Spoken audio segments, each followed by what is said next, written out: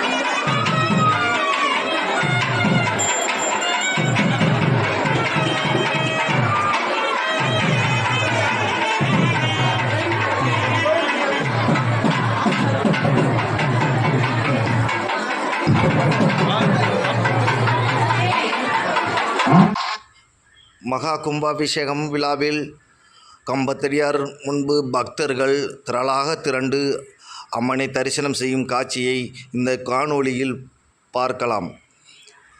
திண்டுக்கல், தேனி, மதுரை, சிவகங்கை, திருப்பூர், சென்னை, திருச்சி, தஞ்சாவூர், உடுமலைப்பேட்டை, திருவண்ணாமலை பல்வேறு மாவட்டங்களிலிருந்தும் இக்கோவில் கும்பாபிஷேக விழாவிற்கு ஆயிரக்கணக்கான பக்தர்கள் நீண்ட வரிசையில் நின்று அம்மனை தரிசனம் செய்யும் காட்சியை இந்த காணொளியில் பார்க்கலாம்.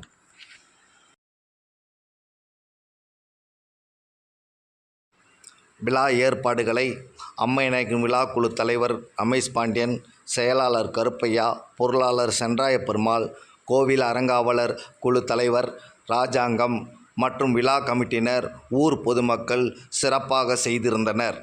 பொதுமக்கள் மத்தியில் வரவேற்பை பெற்றது. கோவில் கும்பாபிஷேக விழாவிற்கு அம்மைநாயக்கன் போலீசார் பலத்த பாதுகாப்பு பணியில் ஈடுபட்டு வந்தனர்.